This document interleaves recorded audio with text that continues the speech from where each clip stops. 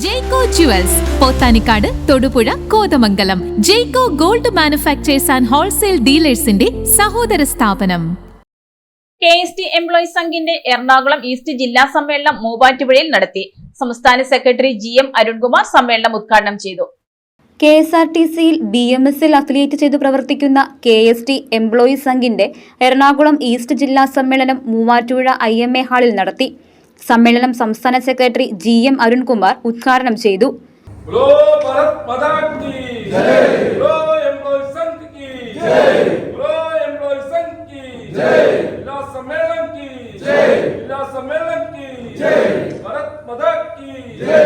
ഇനിയിപ്പോ 10 വർഷക്കാലത്തെ സമരം മാറി പിണറായി വിജയൻ മാറിയിട്ട് പകരം VD സതീശൻ വന്നപ്പോഴും KSRTCയുടെ സമീപനത്തിൽ വ്യത്യാസമൊന്നും ഉണ്ടായി.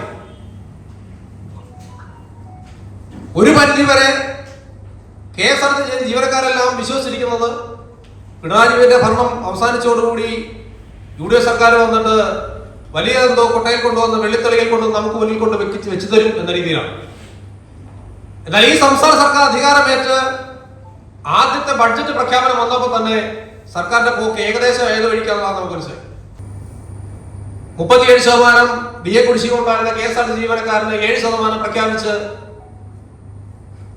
അവിടെ വെച്ച് അത് നിർത്തുകയാണ്. ഇപ്പോൾ 30% DA കുടിശ്ശികയിലാണ് നമ്മൾ ജോലി ചെയ്യുന്നത്. ഈ ഓണമാകുമ്പോൾ സംസ്ഥാന സർക്കാർ ജീവനക്കാർക്ക് 2026 ജനുവരി മാസം കേന്ദ്ര സർക്കാർ പ്രഖ്യാപിച്ച 2% DA, ആ DA സംസ്ഥാന ജീവനക്കാർക്ക് ഇപ്പോൾ കൊടുക്കുന്നത് എങ്ങനെയാ? 2026 ജനുവരി മാസം മുതൽ മുൻകാല പ്രാബല്യത്തിലാണ് കൊടുക്കുന്നത്. തൊട്ടു പുറകില് 12 ശമ്പള കമ്മീഷൻ നിലവിൽ വരാനുണ്ട്. അപ്പോൾ KSRTC ജീവനക്കാരൻ 30% എന്നുള്ളത് 32% DA കുടിശ്ശികയാകുന്നു. 2026 ജൂൺ 1-ാം തീയതി നമ്മുടെ ശമ്പള പരിഷ്കരണ കരാറിന്റെ കാലാവധി കഴിഞ്ഞിരിക്കുന്നു. 11 വർഷക്കാലം KSRTCയിൽ മുടങ്ങിക്കിടന്ന ശമ്പള പരിഷ്കരണം BMS അംഗീകാരം കിട്ടിയതിനു ശേഷം പിടിച്ചു വാങ്ങും. നമ്മുടെ ആദ്യത്തെ പ്രകടനപത്രികയിൽ ആദ്യത്തെ മുദ്രാവാക്യമാണ്, നമ്മൾ ജീവനക്കാർക്ക് മുന്നിൽ വെച്ചിരുന്ന ആദ്യത്തെ വാഗ്ദാനമാണ് 11 വർഷക്കാലമായി മുടങ്ങിക്കിടക്കുന്ന ശമ്പള പരിഷ്കരണം വാങ്ങിയെടുക്കുന്നു.